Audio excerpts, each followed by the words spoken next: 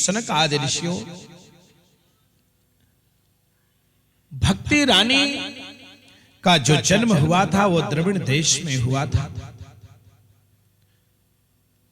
और द्रविड़ देश में उनका जन्म हुआ था।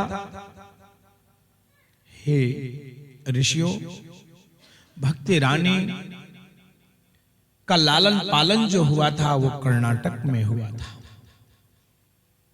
बिना भक्ति की ज्योत जागे जीवन में कुछ नहीं है। शक्ति और भक्ति, शक्ति जब तक साथ आपके दे रही है तो खूब भक्ति कर लो, ताली बजा लो, भगवान का कीर्तन कर लो, जहां मर्जी चले जाओ, कलश यात्रा में चले जाओ। और जिस दिन शक्ति आपका साथ छोड़ देगी, दुनिया के सारे उपाय कर लेना, कुछ होने वाला नहीं है। इसलिए शक्ति के साथ में भक्ति, दोनों की वंदना इसीलिए होती है कि शक्ति भी साथ ना छोड़े और भक्ति भी साथ ना छोड़े। ये जीवन में यही दो चीज परमात्मा से मांगनी चाहिए कि शक्ति और भक्ति हमारी हमेशा बनी रहे आपके श्री चरणों में। भक्ति रानी का लालन पालन जो हुआ है वो कर्नाटक में हुआ। वहां से जब चली है भक्ति रानी तो महाराष्ट्र में उनका बड़ा सम्मान किया गया है, बहुत सम्मानित हुई है। और वहां से सम्मानित होने के बाद श्री भक्ति रानी, सूत जी महाराज कहते हैं कि हे ऋषियों, जैसे गुजरात के क्षेत्र में, सौराष्ट्र क्षेत्र में जब पहुंचती है ना, तो वहां बुढ़ापे ने घेर लिया। देखिए, अब आप विचार करिए कि शक्ति धीरे धीरे सबसे पहले साथ कौन छोड़ता है? शक्ति। तो भक्ति अपने आप कम हो जाएगी। इसलिए शक्ति अगर बनी है तो भक्ति साथ देती रहती है। भक्ति रानी को गुजरात में जब बुढ़ापे ने जब घेरा है तो भक्ति रानी वहां से और आगे चली, और आगे श्री भक्ति रानी जाती हैं और जाते जाते श्री वृंदावन धाम पहुंच जाते हैं। और श्री वृंदावन धाम जैसे भक्ति रानी पहुंची ना, सब खेल उल्टा हो गया प्यारे। भक्ति रानी को वृंदावन पहुंचते ही भक्ति रानी को तो युवावस्था आ गई। देखिए, गुजरात में तो बुढ़ापे, ज्ञान वैराग्य बेटे दोनों उनके साथ चल रहे हैं, लेकिन जब श्री वृंदावन धाम पहुंचे हैं ना, तो मां तो युवा हो गई और दोनों बेटे बूढ़े जर्जर हो गए। और इतने जर्जर हो गए कि धरा पर लेट गए। उठने की कोई क्षमता, ताकत, शक्ति ही साथ नहीं दे रही है। अब विचार करिए कि मां युवा हो और बच्चे बूढ़े, क्या ये ठीक है? ठीक नहीं है। श्री वृंदावन धाम में भक्ति रानी ने ये जब स्थिति देखी तो भक्ति रानी अपने संतान ज्ञानी और वैराग को बड़ा प्रयत्न किया जगाने के लिए, बड़ा प्रयत्न किया है, लेकिन कुछ असर नहीं हुआ। ठाकुर की वंदना करी, सबकी वंदना करी, लेकिन कोई असर दिखाई नहीं देता है। लेकिन ध्यान रखो प्यारे कि अगर प्रभु पर विश्वास है ना, तो जिस काम को भगवंत नहीं करते हैं उसको हनुमंत करते हैं, और जिसको हनुमंत नहीं करते उसको संत करते हैं।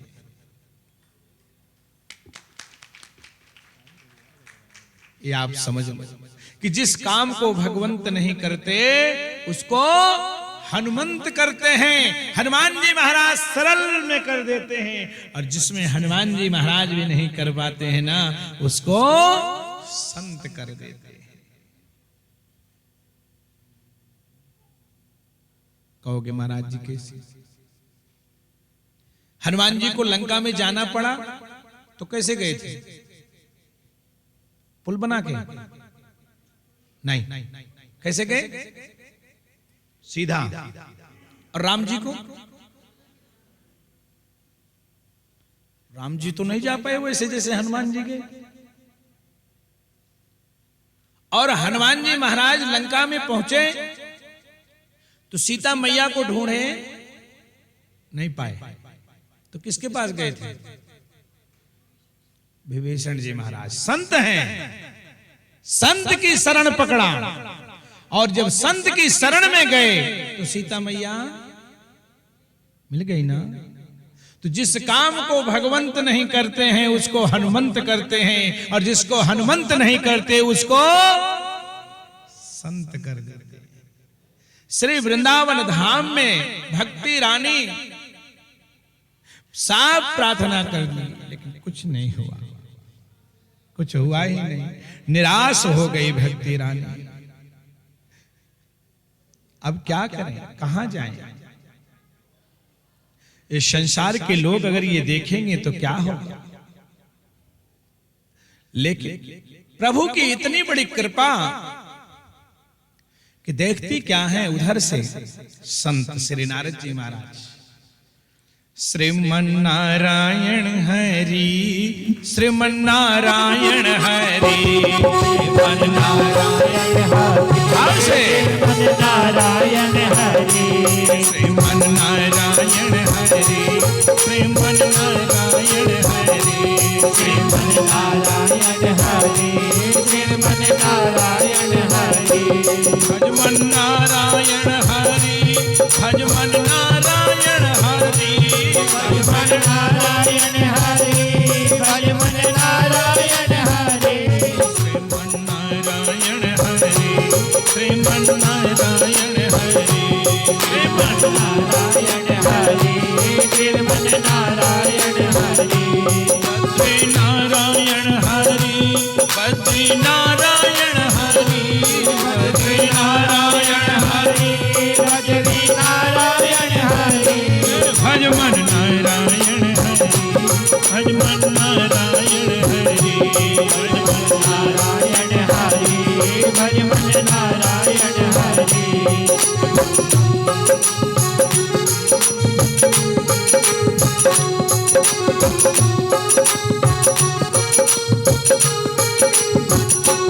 श्रीमन नारायण हरि, श्रीमन नारायण हरि, श्रीमन नारायण हरि, श्रीमन नारायण हरि, श्रीमन नारायण हरि, श्रीमन नारायण हरि, श्रीमन नारायण हरि, श्रीमन नारायण हरि, बद्री नारायण हरि, बद्री नारायण हरि, बद्री नारायण हरि, बद्री नारायण हरि।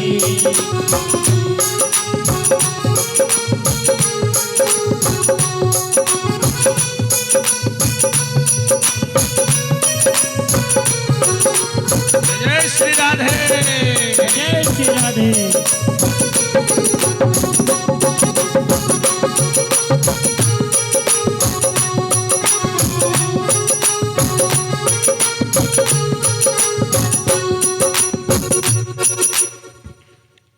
श्री नारद जी महाराज नारायण नारायण करते हुए श्री वृंदावन धाम की ओर पधारे।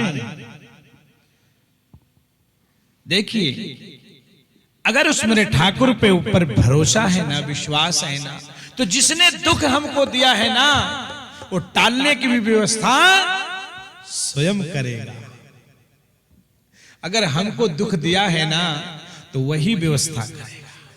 डॉक्टर भी वही भेजेगा और वही व्यवस्था करेगा प्यारे, क्योंकि सबसे बड़ा है कि विश्वास।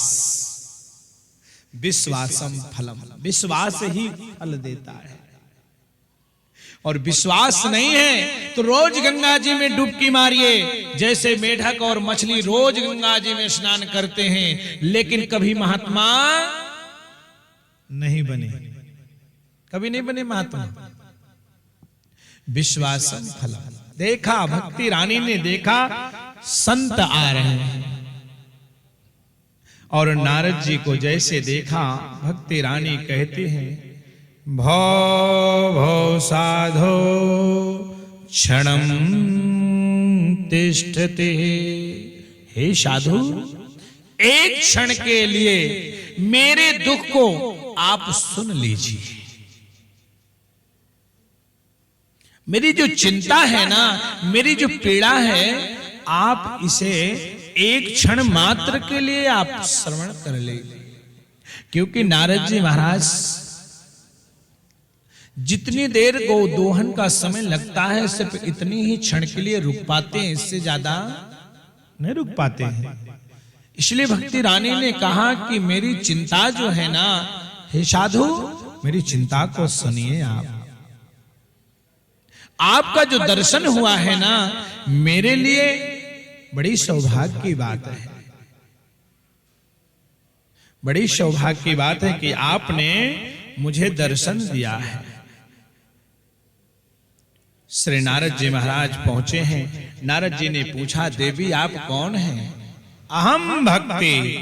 भक्ति रानी कहती हैं कि हे महाराज, अहम भक्ति रीत विख्यातम, मैं भक्ति हूं और ये दोनों मेरे पुत्र हैं जो जर्जर अवस्था में लेटे हुए हैं ना, मेरे दोनों बेटे हैं, पुत्र हैं। महाराज, ज्ञान वैराग्य नाम न काल योगिने जर्जरो हो। ये यहां पर जिस दिन से वृंदावन आए हैं, उस दिन से जर्जर अवस्था में पड़ गए। इनको उठने की शक्ति नहीं है। आप कुछ करें और प्रयत्न करने के लिए श्री नारद जी महाराज से भक्ति रानी अपना सारा परिचय देती हैं कि मेरा जन्म जो हुआ है वो द्रविड़ देश में हुआ, कर्नाटक में मैं पली हूं, महाराष्ट्र में मेरा सम्मान हुआ है, गुजरात में बुढ़ापे ने घेरा है महाराज। लेकिन हे साधु, जब हम वृंदावन पहुंचे ना, तो यहां तो मैं तो युवा हो गई और मेरे दोनों बेटे जर्जर अवस्था में बुढ़ापे ने घेर लिया इनको। आप ही कृपा करिए। श्री नारद जी महाराज श्री बांके बिहारी का चिंतन करते हैं। ओम नमो भगवते वासुदेवाय। मंत्रों को कान में श्रवण कराया, गीता का पाठ सुनाया, विष्णु सहस्त्र नाम सुनाया, सारे वेद मंत्र वेद की धुनी सुनाई, कोई असर नहीं हुआ।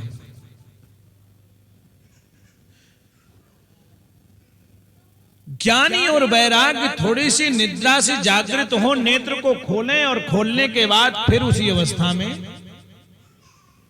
फिर वैसे।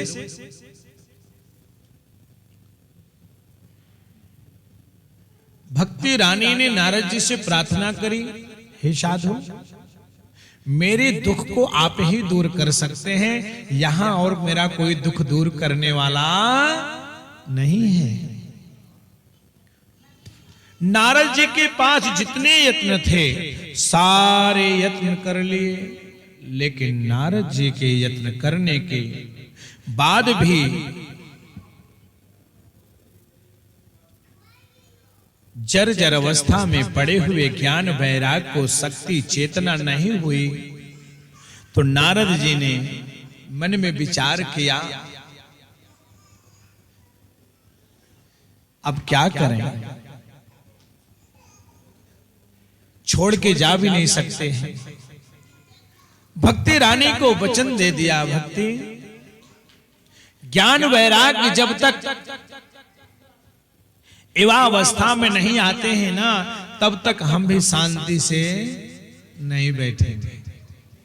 अब आप ध्यान करें, देखिए अभी आपको बताया कि जिस काम को भगवंत नहीं करते उसको हनुमंत करते हैं, और जिसको हनुमंत भी नहीं कर पाते उसको संत। एक सहज में कर देते हैं, लेकिन करते कब हैं जब आपको विश्वास कितना है,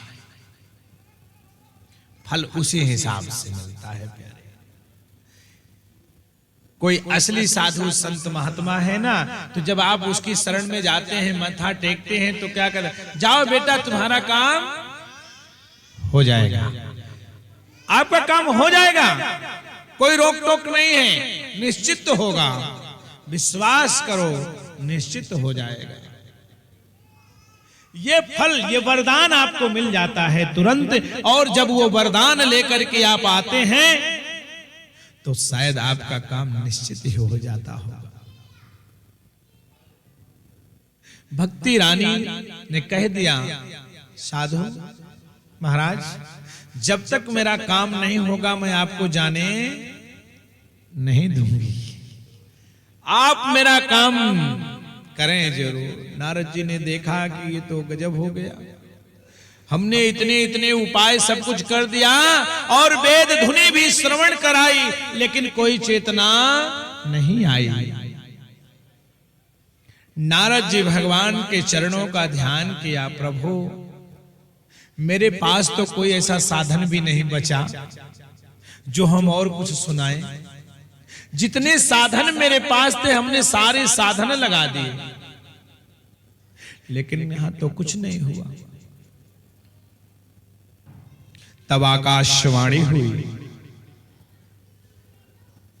नारद सत्कर्म करो।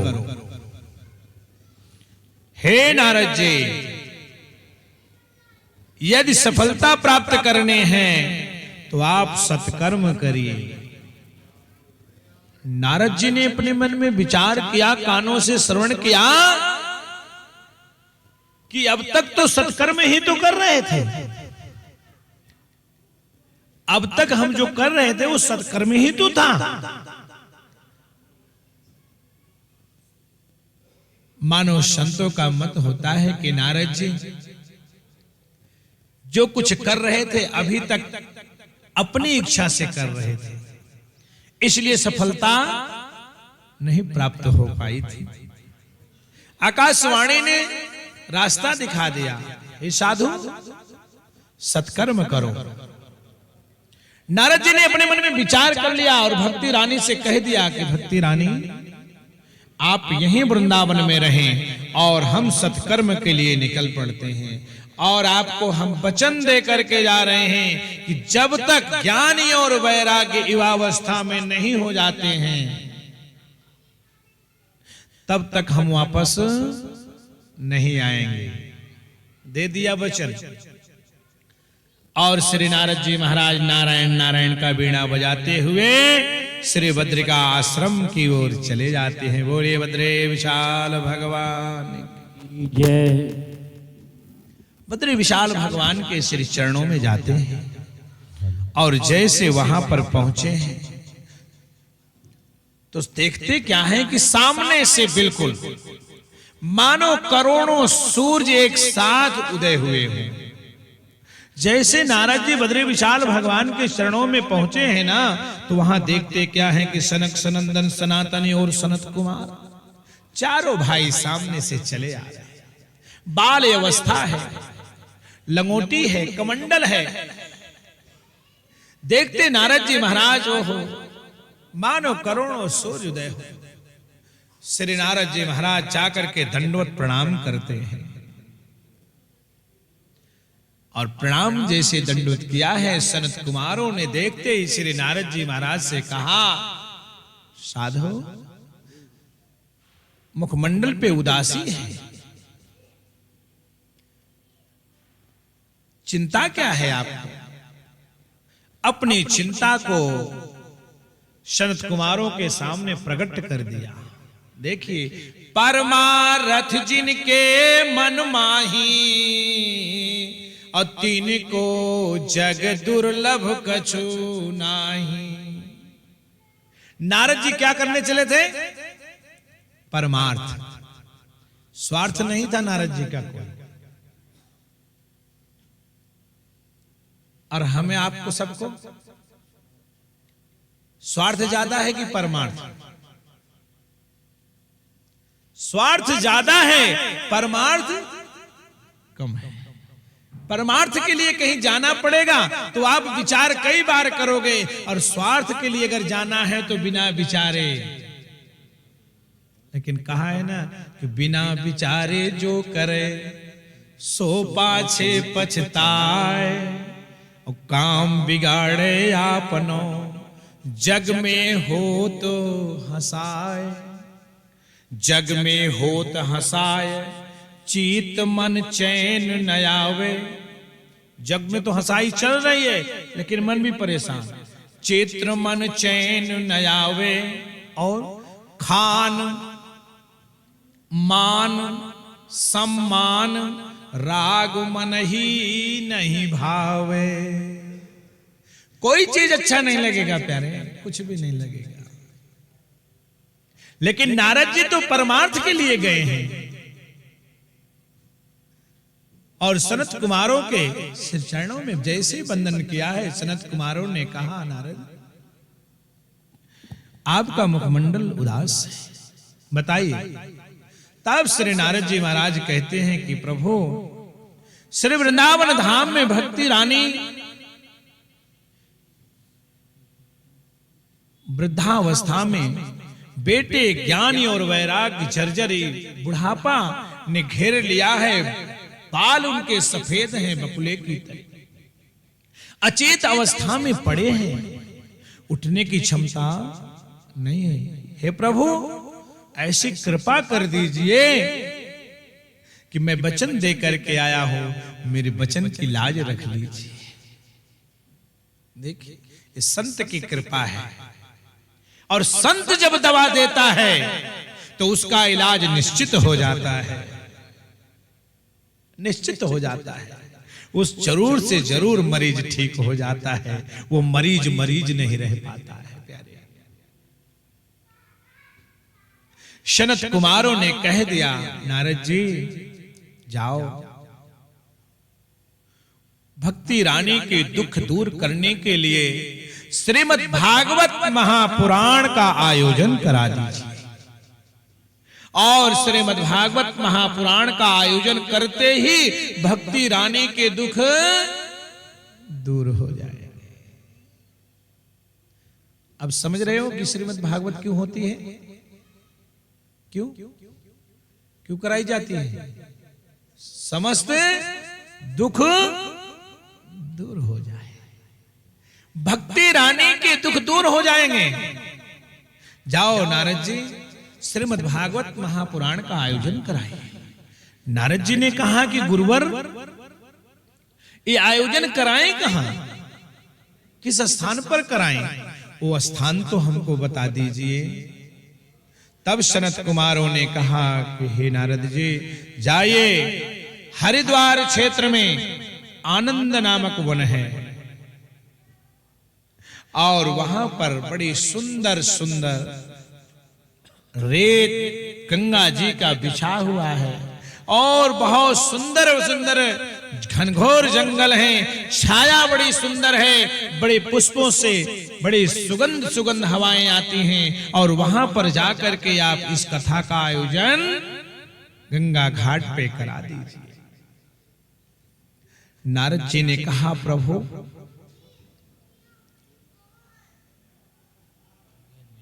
व्यास जगह तो बता दिया, कथा व्यास कहां से चुने, कहां से लाएं? क्योंकि नारद जी भी कोई ऐसे तो थे नहीं, ज्ञान के ख्याति थे। वो भी भगवान के इतने बड़े प्रेमी कि दिन भर दर्शन भगवान का करना, वैकुंठ लोग जितनी बार जी करे उतनी बार चले जाना। इसलिए नारद जी ने प्रश्न रख दिया कि गुरुवर बताइए, व्यास जी कहां से लाए? सनत कुमारों ने कहा नारद जी, जब आप वृंदावन से उनके भक्ति रानी के दुख को दूर करने के लिए बद्रिका आश्रम तक चले आए हैं, तो जाओ, कथा श्रवण कराने के लिए, कथा करने के लिए हम खुद पधारेंगे चारों भाई। देखिए, संत की कृपा है। जाओ, इस कथा को श्रवण कराने के लिए हम खुद आएंगे।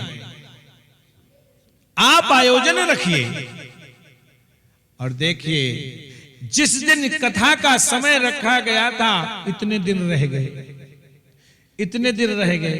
कैसे होगा, किस तरीके से होगा, कुछ छूट ना जाए, कोई रह ना जाए। और आज वो घड़ी आ गई और कोई छूटा भी नहीं, सब आए भी और वो घड़ी आज आ गई। ऐसे ही श्री नारद जी महाराज ने अपने मन में ये विचार किया कि गुरुदेव कथा का आयोजन हो, जगह बता दिया, अब व्यास जी भी बता दिया आप आएंगे, तो एक काम है कि प्रचार मैं खुद कर लूंगा, क्योंकि नारद जी से बढ़िया प्रचार कोई नहीं कर सकता। कथा का आयोजन जब हो तो प्रचार भी फल देता है। जो भी जिससे सुने कि फला स्थल पे कथा कहीं भी चल रही है तो दो चार को जरूर बताओ अनायास। कभी भी कथा कहीं होती हो, दो चार को अपने मुखारबिंद से जरूर प्रचार करो। भैया फलाने मोहल्ले में भागवत जी की कथा चल रही है, टाइम लगे तो चले जाना। प्रचार का फल है कलिकाल में। नारद जी ने कहा प्रचार मैं खुद करूंगा। अब नारद जी से बढ़िया प्रचार है कोई कर सके? नहीं। और नारद जी महाराज ने इतना बड़ा प्रचार किया, इतना बड़ा प्रचार किया कि कहते हैं कि श्री सूत जी महाराज सनक आदि ऋषियों को सुनाते हुए कथा कहते हैं कि हरिद्वार से लेकर के प्रयागराज तक भूमि पे बैठने की कहीं जगह नहीं थी, ऐसी भीड़ हुई।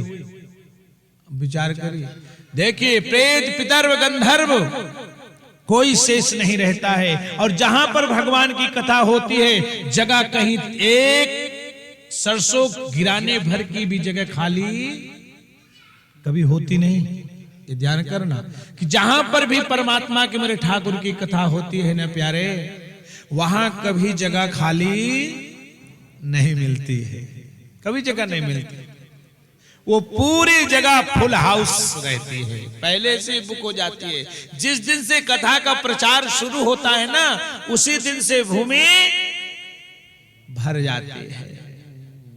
जैसे आप कहीं के लिए जाते हैं ना तो रिजर्वेशन पहले होता है ना कि वेटिंग में न जाना पड़े, रिजर्वेशन से जाएंगे तो आराम से चले जाएंगे। ऐसे भगवान की कथा का जहां कहीं भी आयोजन रखा जाता है और जिस दिन से प्रचार शुरू हो जाता है उसी दिन से वो जगह भर जाती है, वो जगह खाली नहीं रहती। नारद जी महाराज ने प्रचार किया है, आयोजन रखा श्री हरिद्वार क्षेत्र में और कथा का प्रथम दिवस हुआ। प्रथम दिवस में समस्त देवी देवता गंधर्व सब आए और कथा शुरू हो गई। सभी लोग कथा में बैठ करके प्यारे बड़े भाव से मेरे ठाकुर की कथा श्रवण कर रहे हैं।